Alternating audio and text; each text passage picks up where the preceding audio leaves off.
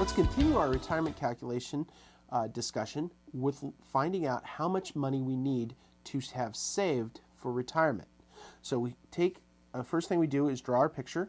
We take the previous example and we're trying to get from where we are now to the amount we have to save for retirement so we can spend it. And of course we want to leave a little bit for an estate or a cushion so we don't run out of money.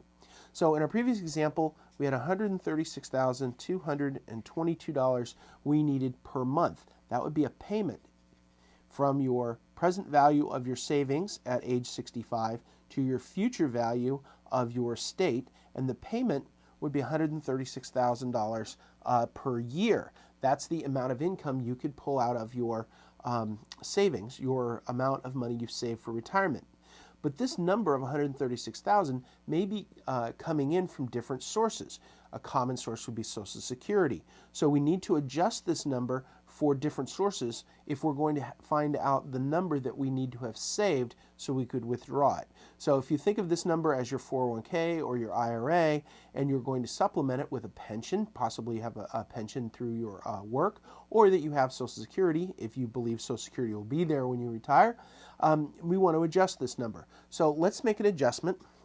You make them plus or minus. In this case, we're going to say that we're going to adjust it for $3,000 a month times 12 months, or $36,000 a year in Social Security benefits. That is money we're counting on for retirement that we don't have to save. So we now end up with $100,222 as the amount of money we have to save, or our payment, so we find out how much money we have to save. So this now becomes your amount of money at the point you're starting your retirement becomes your present value, and then your estate, whatever time you think your money might run out, is your future value, and this becomes a simple time value of money calculation. So we simply do N, I, PV, PMT, and FV. In this case, the payment is the $100,000 that you want to withdraw from your retirement account every year. So we're just going to use $100,000 as a round number here. And we know the present value is what we're looking for. And we know the time frame. In this example, you're going to retire at 65, and we're going to use 95 as your time frame for your life after retirement. So we have 30 years in N. And in the future, how much you need for your estate, we want to leave a cushion because you don't want to run out of money. You could live to 96, right? In 96, 97, and so on. Well, we want to leave a little cushion here, but we don't want to leave so much a cushion that we don't have our life while we're in retirement. So we're going to use a small number here of, say, $250,000. In future adjusted dollars, that's not very much, but we're going to have a little cushion there in case we live longer. And of course, you want to adjust this for your life expectancy. So now we only need to know our return rate on the money that we have saved during retirement. So this is another thing we're going to have to look at in different ways to think about how much return we'll have on our investments. So if you think about the amount of money you have in retirement and you're not being able to replace it, you're probably going to invest very safely. A safe level of return we're going to use in this example is, say, 4% in retirement.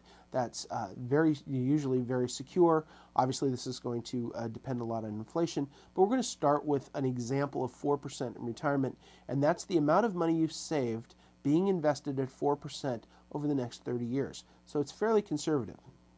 But we can adjust this in different examples. So now we have N is 30. That's from age 65 to 95.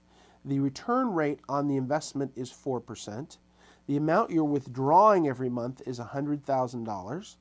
And your future value is the amount that you're leaving for an estate, or you're planning on leaving for an estate in 30 years or at age 95 of $250,000. And we're looking for how much money you have to save to get to that style of living in retirement. So we're looking for a present value. This is a very simple calculation, as you probably already know. Simply turn on our calculator, clear, second clear time value of money, 30 equals N, 4 equals I. The present value is what we're looking for. The payment is $100,000, and the future value is $250,000. and we compute present value. Present value is $1.8 million, basically 1.806282. So the amount of money we need here at age 65 is $1.8 million. That sounds like a lot of money, but remember that's 30 years into the future if you're 35.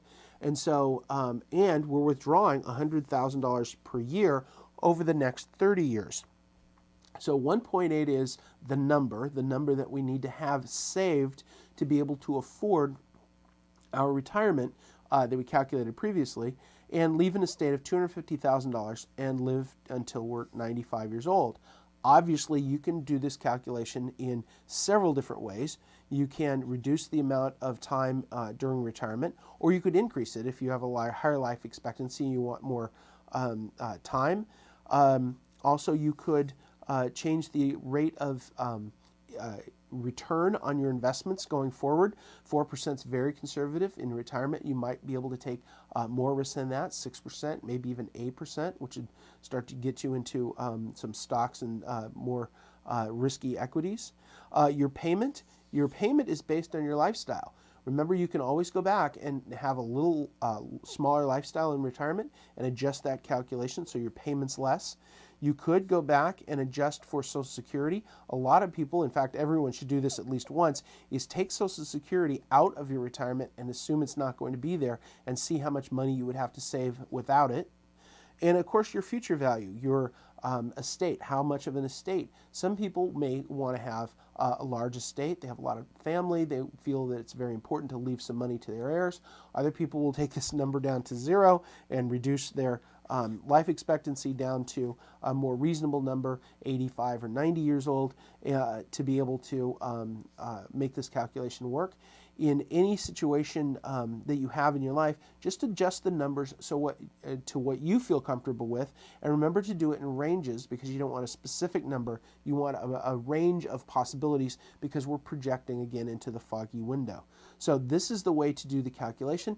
We'll do some other examples of this going forward, but what you're looking for is the amount of money you have to save to be able to afford the amount of retirement that you want, the lifestyle and retirement you want, and of course you need just a little bit of cushion so you don't run out of money in case you live longer than you think.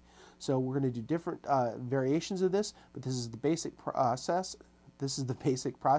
So think about this as a way of determining how you want to get to where you want to go.